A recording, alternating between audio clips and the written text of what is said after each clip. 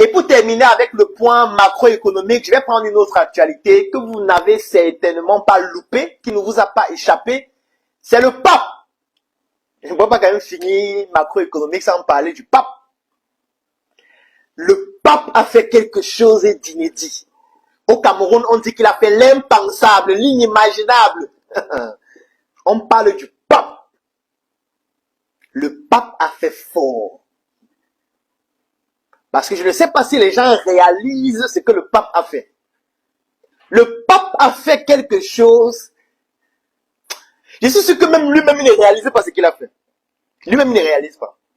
Lui-même, je suis sûr que quand il se couche comme ça, Dieu vient lui dire que, oh mon petit, depuis 2000 ans, tu es celui qui est venu faire ce que même Satan n'a pas osé, même Satan n'a pas osé faire ce que tu as fait là, mon petit. Tu as fait quelque chose que même Satan est resté comme ça, a dit que non. L'affaire, si je peux tout faire, mais Dieu, s'il fait ça, il va me détruire. C'est lui qui m'avait créé. Il ne peut pas faire ça. Mais toi, tu es venu faire. Le pape vient dire que désormais, on peut bénir les couples homosexuels. Le pape.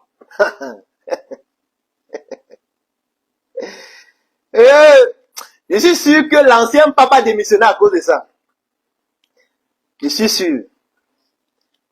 Je peux confirmer que l'ancien pape, l'une des principales raisons pour laquelle il a démissionné, parce que vous savez que le pape, avant celui qui était là actuellement, Benoît XVI, a démissionné. L'une des choses les plus incroyables, c'est que Dieu dit que voilà ce que tu dois faire. Lui dit que Dieu, le prix à payer est trop fort, il ne peut pas faire ça, il part. Choisis quelqu'un d'autre, Dieu, pardon. Si tu veux m'envoyer en enfer, mieux pas en enfer, mais ce que tu me demandes de faire là, il ne peut pas faire ça. Il est parti, le pape a démissionné. On dit que le pape, le représentant de Dieu sur terre, il démissionne. Il dit, il envoie sa lettre de démission, il fait le mail à Dieu et il part. Vous vous imaginez donc ce qu'on lui demandait de faire, il a refusé. Sauf que le nouveau pape a dit, comment il gère ça? C'est quoi? Il y a quoi? C'est un petit truc, il va gérer ça. Mais sauf qu'il y a un enjeu économique derrière qui est très puissant. Et c'est ce que je m'en vais donc expliquer. Parce que je tiens toujours à rappeler le thème. Le thème, c'est la sexualité dans le monde des affaires. Et quand on parle de la religion, on parle forcément des affaires. Parce que la religion catholique, c'est un peu comme un pays. Le pape, c'est comme le président d'un pays qui comporte près de 2 milliards d'habitants. Oui, parce que la religion catholique aujourd'hui, c'est près de 2 milliards de fidèles. Et les 2 milliards de fidèles, là, on retrouve plus de 40% en Afrique. Plus de 40% sont en Afrique. Ça veut dire que quand le pape décide de prendre une décision pareille, c'est toujours du soft power. C'est parce qu'il subit trop de pression par rapport à ça. Puisqu'on lui dit que, mais mon frère, les États se sont déjà décidés par rapport à l'homosexualité. L'Union européenne s'est décidée, les États-Unis se sont décidés. Tout le monde s'est décidé parce qu'on est en train de mourir à cause de ces Africains à la con. Toi, tu es là, tu ne fais que résister, alors que dans ta base de données, tu as des milliards d'entre eux qui sont avec toi. Il faut que tu agisses. On ne peut pas laisser ça. Il faut que tu leur montres que l'Église n'est pas contre ça. Parce que l'un des aspects que les Africains utilisaient encore pour résister, c'était de dire que non, l'Église interdit ça, l'Église interdit ça. Bon, maintenant, vous allez dire quoi? Puisque l'Église a dit valider. Et ce n'est pas seulement les catholiques, les protestants aussi disent valider. Vous allez maintenant utiliser quel argument? Quand le pape dit déjà qu'on peut bénir les couples homosexuels. Après, il utilise une subtilité. On dit sans liturgie, laissez les conneries là. On bénit. C'est validé. Et c'est ça. Et c'est le truc que c'est hors liturgie là. Moi, j'étais servant de messe pendant près de 15 ans. Donc, quand on dit déjà qu'on bénit, on sait ce que ça veut dire. Est-ce que vous comprenez ce que ça veut dire? Est-ce que vous comprenez ce que le pape vient de faire?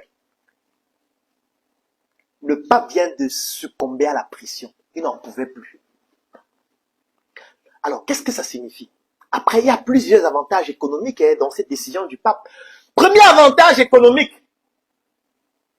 c'est que la communauté LGBT+, peut désormais venir à l'église normalement parce qu'ils se sentaient frustrés, ils se sentaient rejetés, ils se sentaient refoulés par l'église.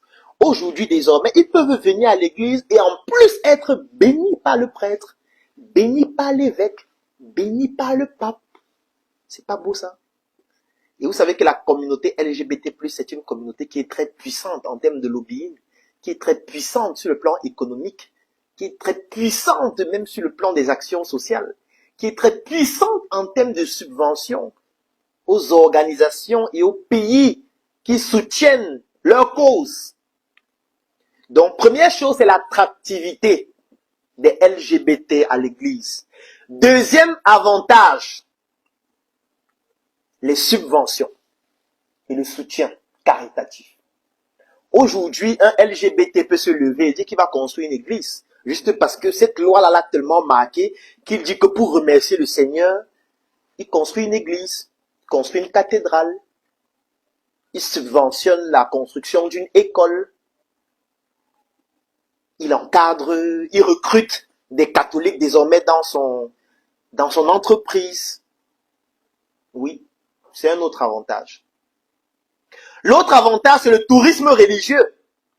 Oui, parce que avant, les LGBT+, ne pouvaient pas facilement s'exhiber dans des lieux touristiques principalement religieux, notamment chrétiens, catholiques.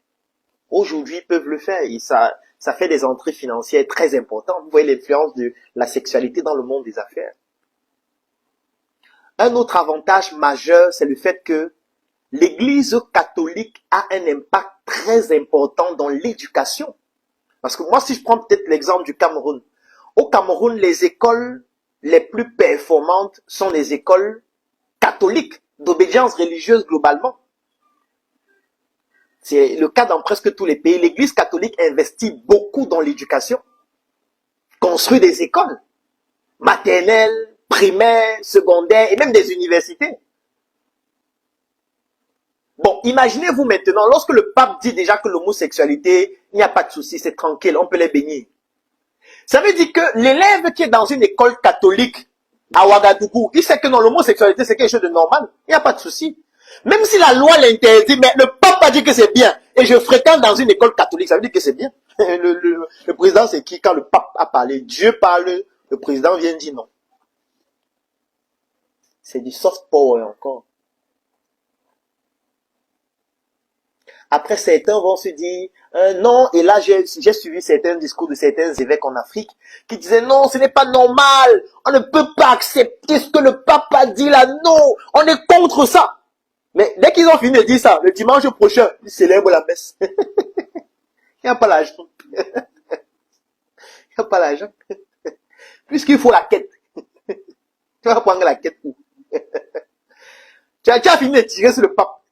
Oh, dimanche qui suit. À l'église. Tu vois? Parce qu'il faut que tu aies l'argent de la quête du pape là. Parce que c'est le pape qui a créé. C'est la marque du pape, mon type. C'est pas ta marque. C'est un peu comme si tu es, je sais pas, le concessionnaire de Njoka. Tu es le concessionnaire, par exemple, de la marque Njoka en Turquie. Et tu sais que le directeur général de Njoka au Cameroun, Monsieur Daryl Kande, a décidé que désormais, Njoka est ouvert à tout ce qui est sexualité, notamment les homosexuels. Et nous devons vendre prioritairement nos produits Njoka aux homosexuels. Toi qui es concessionnaire en Turquie, tu vas faire quoi? Si tu te rebelles, il te suspend le contrat, il te dégage, il prend quelqu'un d'autre qui va accepter. Il y a beaucoup qui veulent accepter. Tu vas faire quoi? Il ne peut rien. Tu vas créer ta marque. Parce que pour créer aussi ta marque, tu vas faire le même travail qu'il faut pour que cette marque ait une certaine envergure, ait une certaine crédibilité. Tout le monde ne peut pas faire ça. Ça demande beaucoup d'investissement, beaucoup d'argent, beaucoup de lobbying que tu n'as pas. Parce qu'aujourd'hui, tu es peut-être évêque, tu es prêt dans l'église catholique. Si tu quittes l'église catholique, tu vas faire quoi? Tu vas créer ta propre église? Tu vas construire l'église comment? Tu vas prendre l'argent où? Tu vas construire la cathédrale comment? Comment tu vas faire pour convaincre les gens, pour que les gens viennent dans ton église? C'est un travail immense. Ça demande d'avoir un oratoire parfait. Ça demande d'avoir beaucoup d'argent. Ça demande d'être persuasif. Ça demande de maintenant dire que non, l'église catholique, là, c'est les païens. J'étais là-bas, mais en fait, c'est le péché, tu vois. Tu es en train de mentir. Tu vois, Dieu te regarde. Moi, je dis souvent que c'est nous qui croyons en Dieu. Ceux qui disent chaque jour. Moi, quand je vois quelqu'un dire tout le temps, oh, je crois en Dieu, je me méfie. Quand je vois quelqu'un trop parler de Dieu, je me méfie. Parce qu'on n'a pas besoin de parler de Dieu. Quand on croit réellement en Dieu, on le vit. Et on l'exprime à travers ses actes. On n'a pas besoin de dire Dieu tout le temps. Donc quand je vois quelqu'un dire Dieu, Dieu, Dieu, Dieu, ça c'est un bandit, un tueur même, un criminel. On n'a pas besoin de parler de Dieu. Dieu n'est pas ton camarade. Dieu n'est pas ton ami. Ce n'est pas comme si tu manges les beignets haricots avec Dieu. Ce n'est pas ton copain. Donc, si tu crois en Dieu, tu appliques ce qu'il dit dans ta vie directement. Tu n'as pas besoin d'en parler. Mais sauf que toi qui es évêque à l'église catholique, tu as suivi le pape dire ça. Tu vas quitter l'église comment? Tu ne peux pas créer ton église facilement. Certains l'ont fait, ils sont quittés, ils ont créé leur propre église, mais ce n'est pas facile. Donc du coup, tu es obligé de rester là, malgré le fait que le pape vient de dire quelque chose qui t'énerve, mais tu es toujours là et tu vas bénir les couples homosexuels bientôt. Parce que la suite, c'est que il va envoyer un document pour dire que chaque année, chaque prêtre doit pouvoir bénir minimum 3 couples homosexuels. Sinon, il est radié définitivement. Tu as fait quoi? Tu n'as rien à manger. Si tu avais au moins un champ quelque part, tu pourrais dire que vraiment, laisse votre affaire, c'est pas fait mon champ. Tu n'as pas de champ. Tu n'as même pas fait l'école. Toute l'école que tu as eu à faire, c'est le séminaire. Dans la seule chose que tu connais, c'est être prêtre. C'est de prêcher la bonne nouvelle. Tu vas faire quoi? La seule chose que tu pourras faire, c'est de créer ta propre église. Donc, d'arnaquer les gens. Parce qu'au quotidien, tu vas mentir. Au quotidien, tu vas raconter comment là où tu étais, c'était mauvais. Alors que c'est faux. Tu es quitté de là parce que tu n'avais pas le choix, en fait. Tu vois comment tu vas mentir et Dieu te regarde. Dieu regarde comment tu mens. En fait, avec que tu ne crois pas en Dieu. Puisque toi-même, tu sais que tu mens. Dieu sait que tu mens. Ah, mon Dieu. Il y a des gens qui vont mourir. C'est pour ça que je dis qu'il ne faut pas avoir pitié des gens. Quand quelque chose arrive à quelqu'un, ça devait lui arriver. Tout a été réuni pour que ça lui arrive. Soit par rapport à son patrimoine génétique, soit par rapport à ses connaissances, par rapport à son expérience, par rapport aux actions qu'il a posées. Il ne faut pas avoir pitié de quelqu'un. Quand tu as pitié de quelqu'un, tu ne sais pas que parfois c'est quelqu'un comme ça qui est sorti de l'église, il ment chaque jour. Dieu sait qu'il ment. Après, quand il devient un fou, tu as pitié. Tu as pitié de lui pourquoi? C'est lui qui a choisi la folie dans sa vie. Ce n'est pas toi, tu n'as rien à voir avec ça. Si tu es trop humble, trop pieux, tu peux lui donner 25 francs maximum. Pas plus de 25 francs. Parce qu'il doit travailler, il doit se battre pour se relever. Ce n'est pas que tu viens, tu lui donnes 100 000. Non, tu lui donnes 100 000, ça va retomber sur toi parce que tu es en train d'encourager la fainéantise. Le montant maximum qu'on doit donner à ce type de personnes, c'est 25 francs. Ou rien. Entre les deux. Soit tu ne donnes rien, soit tu lui donnes 25 francs. Tu es dans ta voiture neuve, climatisée, tu es assis derrière, vitre fumée, chauffeur devant. Tu es en train de manger un gros pain avec le saucisson, avec un gros jus. Il demande l'argent, tu baisses la vie, il te voit en train de manger tout ça avec une... Tu as le bonheur, tu as un iPhone 15 Pro Max en main. Quand il demande l'argent, tu cherches ton sac. Mon petit, donne un peu mon sac là. Tu prends le sac. Tu enlèves les pieds, tu jettes. Tu prends une pièce de 25, tu poses dans son plat. Tu dis que du courage, ça va aller. Dieu va aider. Il va se battre lui-même. La vie n'est facile pour personne, mon ami. Dans les trucs que vous pleurez, on vous aide là. Non. Chacun va se battre. Chacun va se battre. Et si vous voulez vous battre pour vous en sortir, je vais laisser un lien en commentaire. Un numéro de téléphone, des numéros de téléphone pour que vous puissiez les contacter. Ou vous écrivez en commentaire, je suis intéressé. Parce qu'à la fin de ce direct, je vais vous proposer une offre pour ceux qui veulent se battre. Pour ceux qui veulent juste prier, vous pouvez vous déconnecter maintenant. Vous vous déconnectez, vous partez. Allez prier. Nous, on veut se battre. C'est pour ça qu'on est obligé d'analyser comment la société fonctionne pour mieux nous battre. Aujourd'hui, on parle de sexualité dans le monde des affaires parce qu'on veut voir comment même cette sexualité-là, on peut utiliser ça pour nous battre et nous en sortir. Donc, si vous êtes intéressé par rapport à ce que je vais présenter à la fin comme offre, pour ceux qui veulent se battre, vous écrivez en commentaire, je suis intéressé par l'offre. Ou simplement, je suis intéressé. Ou alors, vous contactez les numéros que je vais mettre en commentaire ou vous remplissez les liens que je vais mettre en commentaire ou vous nous contactez en inbox. Parce que ce sera uniquement pour ceux qui vont rester connectés jusqu'à la fin ou pour ceux qui auront au moins écrit « Je suis intéressé » ou qui nous auront contactés directement. Là, on saura que ce sont des personnes qui ont suivi le direct et ce n'est que ces personnes qui pourraient bénéficier de l'offre que je vais présenter à la fin. Parce que nous, on veut se battre. On ne veut pas mendier. On veut mériter ce qu'on a. Parce que quand tu te bats pour avoir ce que tu as plus de plaisir à savourer ce dont tu as bénéficié après t'être battu. Donc là, je viens de vous expliquer sur le plan macroéconomique pourquoi est-ce que les États, les gouvernements font la promotion de ce type de sexualité. La deuxième offre, c'est pour les personnes qui souhaitent aller un peu plus loin. C'est pour ça qu'elle coûte aussi un peu plus cher. Dans cette deuxième offre, vous avez déjà tous les avantages de la première offre, c'est-à-dire l'adhésion au groupe privé, j'accélère, et les 3 formations vidéo. Mais en plus de cela, vous avez un entretien privé avec moi pendant 7 jours. C'est-à-dire que pendant 7 jours, nous allons discuter en privé. Vous pourriez me poser toutes vos questions par tous les moyens de votre choix pour que je puisse vous donner mon avis concernant toutes les problématiques que vous rencontrez.